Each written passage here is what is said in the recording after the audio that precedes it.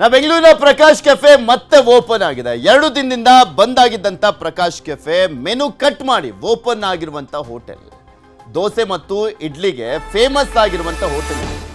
ದೋಸೆ ಮತ್ತು ಇಡ್ಲಿಗೆ ಫೇಮಸ್ ಆಗಿದೆ ಈ ಹೋಟೆಲ್ ಪ್ರಕಾಶ್ ಕೆಫೆ. ಈಗ ಮತ್ತೆ ಓಪನ್ ಆಗಿದೆ. ನಿನ್ನೆ ತೋರಿಸ್ತಾ ಇದ್ದೆ ಫೇಮಸ್ ಹೋಟ್ಲ್ ಇದು ಬಂದ್ ಆಗಿದೆ ಗ್ಯಾಸ್ ಅಭಾವದಿಂದಾಗಿ ಅಂತ. ಇವತ್ತು ಓಪನ್ ಮಾಡಿದ್ದಾರೆ, ಬಟ್ ಮೆನುವಿನಲ್ಲಿ ಕಟ್ ಆಗಿದೆ. ಈ ಹೋಟೆಲ್ ಫೇಮಸ್ ಇದ್ದಿದ್ದಂಥದ್ದೇ ದೋಸೆ ಮತ್ತು ಇಡ್ಲಿಗೆ, ಆದರೆ ಅದೇ ಕಟ್ ಆಗ್ತಾ ಇದೆ. ಪೊಂಗಲ್ ಬಿಸಿಬೇಳೆ ಬಾತ್ ಮಾತ್ರ ಲಭ್ಯ ಇದೆ.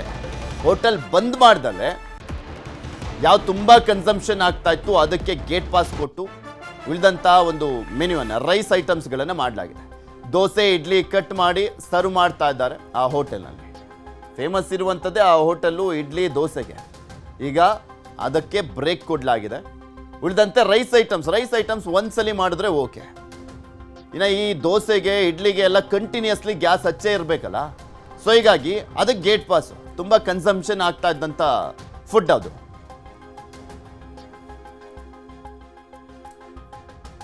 ಸೊ ಬೆಂಗಳೂರಿನಲ್ಲಿ ಆಲ್ಮೋಸ್ಟ್ ಕೆಲವು ಹೋಟೆಲ್ಗಳು ಬಂದಾಗಿದ್ರೆ, ಇನ್ನು ಕೆಲವು ಹೋಟೆಲ್ಗಳು ಗ್ಯಾಸ್ ಸಿಕ್ಕ ನಂತರ ಮತ್ತೆ ಓಪನ್ ಮಾಡ್ತಾ ಇದ್ದಾರೆ. ಆದರೆ ಅದರಲ್ಲೂ ಕೂಡ ಮೆನುನಲ್ಲಿ ಕೆಲವೊಂದಕ್ಕೆ ಗೇಟ್ ಪಾಸ್ ಕೊಡಲಾಗ್ತಾ ಇದೆ.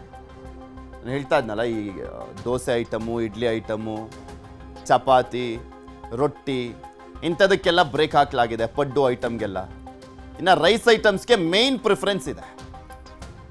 ಇದೇ ವಿಚಾರಕ್ಕೆ ಸಂಬಂಧಪಟ್ಟಂತೆ ಇನ್ನಷ್ಟು ಮಾಹಿತಿಯನ್ನು ಕೊಡ್ತಾ ಹೋಗ್ತಾರೆ. ಪ್ರಕಾಶ್ ಕೆಫೆಯಿಂದಲೇ ನೇರ ಸಂಪರ್ಕದಲ್ಲಿ ಜಾಯ್ನ್ ಆಗಿದ್ದಾರೆ ನಮ್ಮ ಪ್ರತಿನಿಧಿ ಪ್ರಗತಿ. ಪ್ರಕಾಶ್ ಕೆಫೆ ನಿನ್ನೆ ಅಷ್ಟೇ ತೋರಿಸ್ತಾ ಇದ್ವಿ ಬಂದಾಗಿತ್ತು ಅಂತ, ಇವತ್ತು ಓಪನ್ ಮಾಡಿದ್ದಾರೆ. ಗ್ಯಾಸ್ ಸಿಕ್ಕಂತ ಹಿನ್ನೆಲೆಯಲ್ಲಿ ಓಪನ್ ಮಾಡಿದ್ದ ಅಥವಾ ಇರೋ ಗ್ಯಾಸ್ನಲ್ಲೇ ರೈಸ್ ಐಟಮ್ಸ್ ಮಾತ್ರ ಮಾಡೋಣ ಅನ್ನುವಂಥ ಕಾರಣಕ್ಕೆ ಓಪನ್ ಮಾಡಿದ್ದಾರೆ? ಇಲ್ಲಿರುವಂತಹ ಮಾಲೀಕರು ಹೇಳ್ತಾ ಇರುವಂತಹ ಪ್ರಕಾರ ಗ್ಯಾಸ್ ಸಿಕ್ಕಿರುವಂತಹ ಹಿನ್ನೆಲೆ, ಅಂದರೆ 1-2 ಕಮರ್ಷಿಯಲ್ ಸಿಲಿಂಡರ್ ಸಿಕ್ಕಿರುವಂತಹ ಹಿನ್ನೆಲೆ ಹೋಟೆಲನ್ನು ಓಪನ್ ಮಾಡಿದ್ದೇವೆ ಅಂತ ಹೇಳ್ತಾ ಇದ್ದಾರೆ. ಸೊ ಚಾಮರಾಜಪೇಟೆಯ ಪ್ರಸಿದ್ಧ ಹೋಟೆಲ್ ಅಂತ ಅಂದರೆ ಅದು ಪ್ರಕಾಶ್ ಕೆಫೆ ಹೋಟೆಲು. ಕಳೆದ 2 ದಿನಗಳಿಂದಲೂ ಕೂಡ ಬಂದಾಗಿತ್ತು. ಇವತ್ತು ಯಾವ ರೀತಿ ಚಿತ್ರಣ ಇದೆ ಅನ್ನೋದನ್ನ ವಿಜುವಲ್ ಸಮೇತವಾಗಿ ನಾನು ನಿಮಗೆ ತೋರಿಸ್ತಾ ಹೋಗ್ತೀನಿ ಪೃಥ್ವಿ. ಸಹಜವಾಗಿ ಚಾಮರಾಜಪೇಟೆಯಲ್ಲಿರುವಂತಹ ಈ ಹೋಟೆಲ್ಗೆ ನಾನಾ ಭಾಗದಿಂದ ಜನ ಬರ್ತಾರೆ. ಇಲ್ಲೇ ಹತ್ತಿರದಲ್ಲಿ ಒಂದಷ್ಟು ಆಸ್ಪತ್ರೆಗಳಿರೋದ್ರಿಂದ, ಜೊತೆಗೆ ಜನರಿಗೆ ಮತ್ತು ಆಟೋ ಚಾಲಕರಿಗೆ ಒಬ್ಬರಿಗೂ ಕೂಡ ಫೇವ್ರೇಟ್ ಆದಂತಹ ಒಂದು ಬೇಕಾದಂತಹ ಐಟಮ್ಸ್ ಇಲ್ಲಿ ಸಿಗೋದ್ರಿಂದ ಸಾಕಷ್ಟು ಜನ ಇಲ್ಲಿ ಬರ್ತಾರೆ. ಬಟ್ ಈಗ ಆಲ್ರೆಡಿ ಇವರಿಗೆ 1-2 ಕಮರ್ಷಿಯಲ್ ಗ್ಯಾಸ್ ಸಿಲಿಂಡರ್ ಅಷ್ಟೇ ಸಿಕ್ಕಿರೋದ್ರಿಂದ ಇವರು ಬೋರ್ಡ್ ಕೂಡ ಅಳವಡಿಕೆ ಮಾಡಿದ್ದಾರೆ. ಲಿಮಿಟೆಡ್ ಫುಡ್ ಇರುತ್ತೆ, ಸೊ ಕೋಆಪರೇಟ್ ಮಾಡಿ ಅನ್ನುವಂತಹ ಒಂದು ಬೋರ್ಡನ್ನು ಕೂಡ ಅಳವಡಿಕೆ ಮಾಡಿದ್ದಾರೆ. ಸೊ ಕಿಚನ್ ಯಾವ ರೀತಿಯಾಗಿದೆ ಅನ್ನೋದನ್ನು ಕೂಡ ನಾನು ನಿಮಗೆ ತೋರಿಸ್ತಾ ಹೋಗ್ತೀನಿ. ಕೇವಲ ಒಂದಷ್ಟು ವಡೆ ಆಗಲಿ ಅಥವಾ ಒಂದಷ್ಟು ರೈಸ್ ಐಟಮ್ ಆಗಲಿ ಅವಕ್ಕೆ ಮಾತ್ರ ಇವತ್ತು ಪ್ರಕಾಶ್ ಕೆಫೆಯಲ್ಲಿ ಸೀಮಿತ ಆಗಿರುವಂತಹದ್ದು. ಅಂದರೆ ಇಲ್ಲಿ ಜನ ಹುಡುಕೊಂಡು ಬರ್ತಾ ಇದ್ದಿದ್ದಂದರೆ ಇಲ್ಲಿ ಮಾಡ್ತಾ ಇದ್ದಂತಹ ಬಗೆಯ ದೋಸೆಗಳನ್ನು ತಿನ್ನೋದಕ್ಕೆ, ತರಹವಾರಿ ಟೇಸ್ಟ್ ಇರುವಂತಹ ದೋಸೆಗಳನ್ನು ತಿನ್ನೋದಕ್ಕೆ ನಾನಾ ಜನ ಬರ್ತಾ ಇದ್ರು. ಬಟ್ ಇವತ್ತು ಕೇವಲ ಒಂದಷ್ಟು ಲಿಮಿಟೆಡ್ ಫುಡ್ಗಳಿಗೆ ಮಾತ್ರ ಇಲ್ಲಿ ಸೀಮಿತ ಆಗಿರುವಂತಹದ್ದು. ಸೊ ಹೋಟೆಲ್ ಕೂಡ ಇಷ್ಟೊತ್ತಿಗೆ ಆಗಲೇ ಅಂದರೆ 9 ಗಂಟೆಗೆ ಆಗಲೇ ಅಂದರೆ ಇಲ್ಲಿ ಜನರಿಂದ ತುಂಬಿ ಹೋಗ್ತಾ ಇತ್ತು. ಬಟ್ 2 ದಿನದಿಂದ ಕ್ಲೋಸ್ ಆಗಿದ್ದರಿಂದ ಈ ಭಾಗದಲ್ಲಿ ಹೋಟೆಲ್ನಲ್ಲಿ ಗ್ರಾಹಕರು ಕೂಡ ಕಾಣಿಸ್ತಾ ಇಲ್ಲ. ಅಂದರೆ ಒಬ್ಬರು ಇಬ್ಬರು ಬಂದು ಹೋಗುವಂತಹ ಚಿತ್ರಣ ಕಂಡು ಬರ್ತಾ ಇದೆ. ಅಂದರೆ 2 ದಿನದಿಂದ ಕ್ಲೋಸ್ ಇತ್ತಲ್ಲ, ಸೊ ಆ ಕಾರಣಕ್ಕೋಸ್ಕರ ಜನಕ್ಕೂ ಕೂಡ ಓಪನ್ ಇದೆಯಾ ಇಲ್ವಾ ಅನ್ನೋ ಕನ್ಫ್ಯೂಷನ್ ಇತ್ತಂತೆ.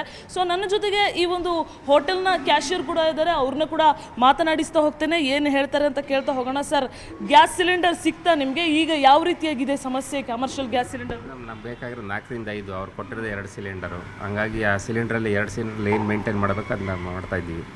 ದೋಸೆ ಅಂಥವೆಲ್ಲ ಸ್ವಲ್ಪ ಸ್ಥಗಿತ ಮಾಡಿದ್ದೀವಿ, ಊಟ ಎಲ್ಲ ಸ್ವಲ್ಪ ಇದು ಮಾಡಿದ್ದೀವಿ. ಎಲ್ಲ ಲಿಮಿಟೆಡ್ ಮೆನು ಮಾಡಿಕೊಂಡು ಗ್ರಾಹಕರಿಗೆ ತೊಂದರೆ ಆಗಬಾರ್ದು, ಬಂದವರಿಗೆ ಏನೋ ಇದಾಗಬಾರ್ದು ಅಂದ್ಬಿಟ್ಟು ಮಾಡ್ಕೊಂಡು ಮೇಂಟೈನ್ ಮಾಡ್ಕೊಂಡು ಹೋಗ್ತಾ ಇದ್ದೀವಿ. ಈಗ ಯಾವ್ಯಾವ ಫುಡ್ ಇದೆ?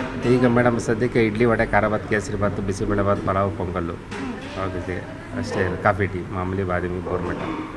ಹಾಗಾಗಿ ಜನ ಹೆಂಗಿದೆ ಸರ್? ಈಗ 2 ದಿನದಿಂದ ಹೋಟೆಲ್ ಕ್ಲೋಸ್ ಇದ್ದಿದ್ದರಿಂದ ಜನ ಬರ್ತಾ ಇದ್ದಾರೆ. 2 ದಿನದಿಂದ ಕ್ಲೋಸ್ ಆಗಿರೋದ ಕಾರಣ ಜನರಿಗೆ ಕನ್ಫ್ಯೂಸ್ ಇದೆ, ಓಪನ್ ಇದೆ ಇಲ್ವೋ ಅಂತ. ಹಂಗಾಗಿ ಇವಾಗ ಗೊತ್ತಾಗುತ್ತೆ ಒಂದು 10-10 ಮೇಲೆ ಎಲ್ಲ. ಪ್ರಗತಿ, ಗ್ಯಾಸ್ ಏಜೆನ್ಸಿಲೇ ಸಿಕ್ಕಿದ್ದ, ಬ್ಲಾಕ್ ಮಾರ್ಕೆಟ್ ಅಲ್ಲಿ ಏನಾದ್ರು ಜಾಸ್ತಿ ಕೊಟ್ಟು ತಗೊಂಡಿದ್ದ ಕೇಳಬೇಕಿತ್ತು.